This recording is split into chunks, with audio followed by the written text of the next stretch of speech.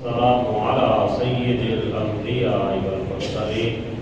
أما بعد فأعوذ بالله من الشيطان الرجيم بسم الله الرحمن الرحيم ليس عليكم جناح أن تبتغوا فضلا من ربكم فإذا أفضتم من عرفات فاذكروا الله عند المشعر الحرام واذكروه كما هداكم وإن كنتم من قبله لمن الضالين ثم أفيضوا من حيث أفاض الناس واستغفروا الله إن الله غفور رحيم صدق الله العظيم. احباب وکرام، آج ہمیں سورہ بقرہ کی آیت نمبر 198 اور آیت نمبر 199 پڑھنے کی سعادت حاصل ہو رہی ہے. ان دونوں آیات میں بھی خالق ارض و سماوات نے حج کے احکامات کو بیان فرمایا، حج کے کچھ مسائل یہاں پہ ذکر فرمائے. ارشاد فرمایا لیس علیکم جناح ان تبتغوا فضلا من ربکم، کہ تمہارے اوپر کوئی گناہ نہیں ہے کہ تم حج کے ایام میں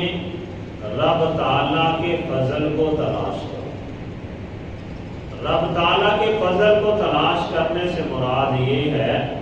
کہ بندہ رزق حلال کو تلاش کرے. اس کے بارے میں مفسرین کرام نے بیان فرمایا، زمانہ قدیم کے اندر چونکہ لوگ محنت و مزدوری وغیرہ کیا کرتے تھے، اور آج کے دور میں بھی جو بندہ محنت و مزدوری کرنے والا ہے اس کا اگر ایک دن بھی چھٹی ہو جائے تو اس کے لیے گھر کے معاملات چلانا مشکل ہو جاتے ہیں. تو اس طرح لوگوں کی کنڈیشن ہوتی تھی. تو پھر کچھ لوگ سمجھتے تھے کہ جب ایام حج شروع ہو گئے تو اب ہم محنت و مزدوری نہیں کر سکتے، کمائی نہیں کر سکتے، رزق نہیں تلاش کر سکتے. اب جب اس طرح کی کنڈیشن ہوتی تھی تو ان کے لیے معاملات کنٹرول کرنا مشکل ہو جاتے تھے. تو رب تعالیٰ نے اس بات کی اجازت دیتے ہوئے ارشاد فرمایا کہ لیس علیکم جناح ان تبتغوا فضلا من ربکم، کہ تمہارے لیے رب تعالیٰ کے فضل کو تلاش کرنے میں کوئی گناہ نہیں. مطلب یہ کہ بندہ اگر حج کے لیے گیا ہے تو اس کا اصل مقصود تو حج کی ادائیگی ہونا چاہیے، لیکن اس کے ضمن میں اگر کہیں اسے کوئی موقع میسر آتا ہے، وہ کچھ تھوڑی بہت محنت و مزدوری کر لیتا ہے، اس پہ کچھ رزق حلال کما لیتا ہے، تو اس پہ فرمایا کوئی حرج نہیں کہ وہ کوئی تجارت والا چھوٹا موٹا معاملات کر لیتا ہے. یا بہت سی ایسی کنڈیشنیں بن سکتی. تو ایسی صورت میں اجازت عطا فرمائی گئی کہ اگر کوئی بندہ ایام حج میں اللہ کا فضل تلاش کرنا چاہے، یعنی رزق کے کچھ اسباب اختیار کرنا چاہے، تو اسے شریعت نے چھوٹ دی کہ ایسے بندے پر کسی قسم کا کوئی گناہ نہیں. پھر آگے ارشاد فرمایا فَإِذَا أَفَضْتُم مِّنْ عَرَفَاتٍ فَاذْكُرُوا اللَّهَ عِندَ الْمَشْعَرِ الْحَرَامِ، کہ جب تم عرفات کے وقوف سے واپس لوٹو پھر فرمایا فَاذْكُرُوا اللَّهَ عِندَ الْمَشْعَرِ الْحَرَامِ، تو مشعر حرام کے پاس خوب اللہ کا ذکر کرو. وَاذْكُرُوهُ كَمَا هَدَاكُمْ، اور اللہ کو یاد کرو جس طرح اس نے تم کو ہدایت دی. وَإِن كُنتُم مِّن قَبْلِهِ لَمِنَ الضَّالِّينَ، کہ بے شک اس سے پہلے تم ضرور گمراہوں میں سے. یہاں پہ ایک اور اہم بات کا تذکرہ فرمایا کہ جب بندہ یوم عرفہ والے دن وقوف عرفہ کرتا ہے، میدان عرفات کے اندر قیام کرتا ہے، تو یہ حج کا ایک انتہائی اہم رکن ہے. اس کے بغیر بندے کا حج ادا ہی نہیں ہوتا. کہ جب تک بندہ وقوف عرفہ نہیں کرتا، اگرچہ ایک لمحے کے لیے عرفات کے میدان کے اندر یا اس کی فضا میں کہیں سے بندہ گزر جائے تو اس کا وقوف عرفہ قرار پائے گا. تو یہ حج کا اتنا اہم رکن ہے کہ اس کے بغیر حج ادا ہی نہیں ہوتا. تو ارشاد فرمایا کہ جب تم وقوف عرفہ کر لو، حج کا اہم رکن ادا کر لو،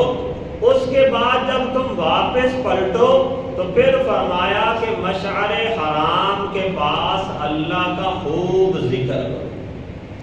مشعر حرام کیا چیز ہے،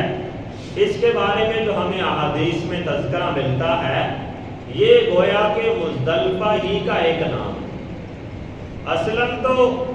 ایک خاص مقام ہے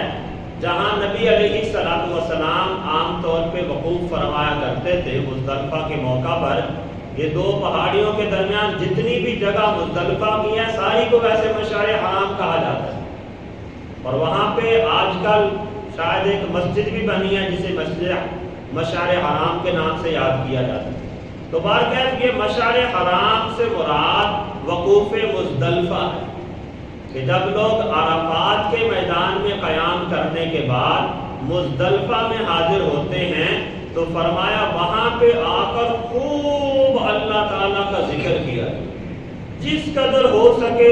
رب تعالیٰ کو یاد کیا جائے اور گڑ گڑا کے اللہ تعالیٰ کی بارگاہ میں توبہ اور استغفار کی جائے، دعا کی جائے۔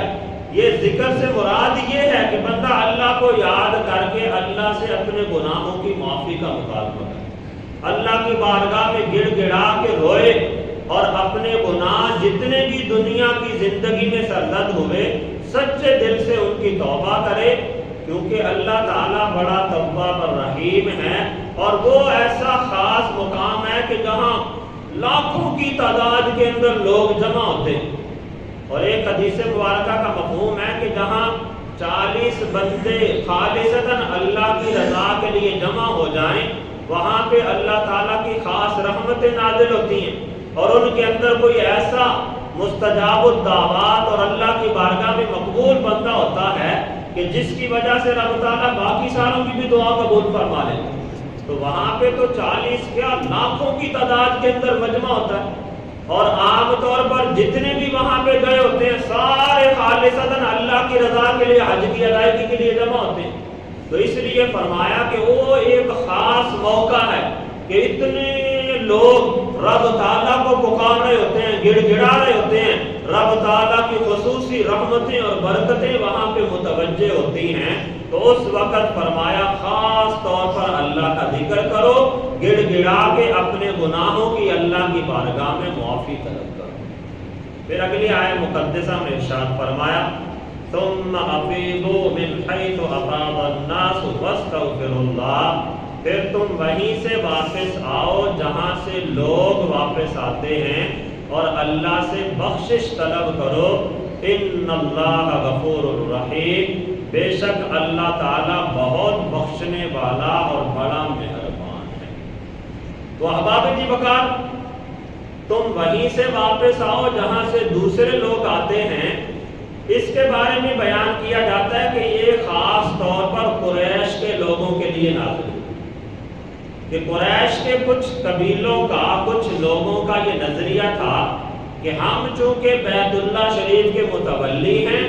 ہم اس کے انتظام و انصرام کرنے والے ہیں، لہذا ہمیں میدان عرفات تک جانے کی ضرورت نہیں ہے، یہ مزدلفہ کے پاس سے ہی ہو کے واپس آ جاتے تھے، اس کا وقوف کر کے واپس آ جاتے تھے اور سمجھتے تھے کہ ہمارا حج ادا ہو گیا، یعنی اپنی ایک خاص انفرادیت کا اظہار کرتے تھے کہ ہم چونکہ بیت اللہ شریف کے متولی ہیں اس لیے ہمیں وہاں پہ جانے کی ضرورت نہیں۔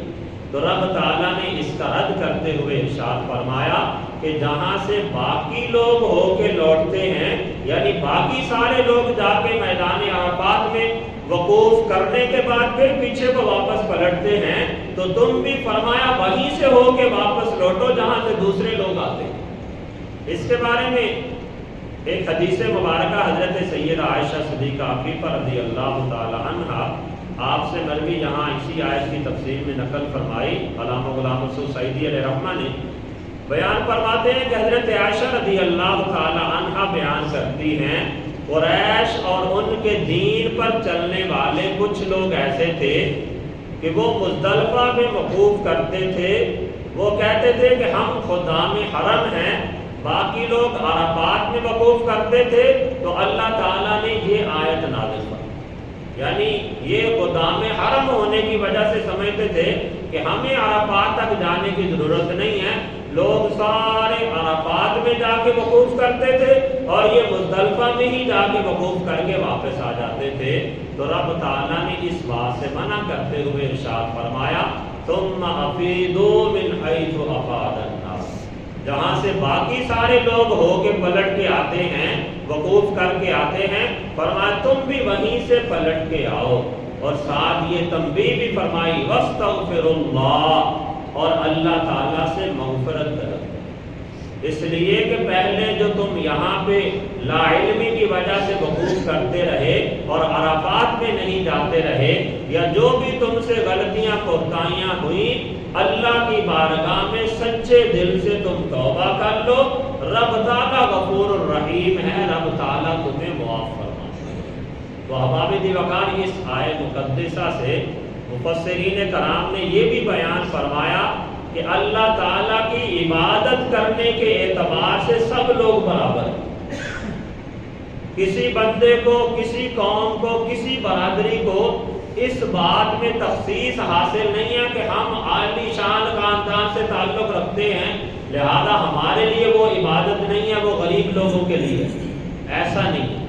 شریعت مطہرہ میں اس فرق کو ختم کر دیا گیا، تمام لوگ گورے کالے جیسے بھی عربی اجمی سب کے لیے احکام ایک جیسے، ایسا نہیں کہ ایک حکم امیر بندے کے لیے اور ہو اور غریب کے لیے اور ہو، گورے کے لیے اور ہو اور کالے کے لیے اور ہو،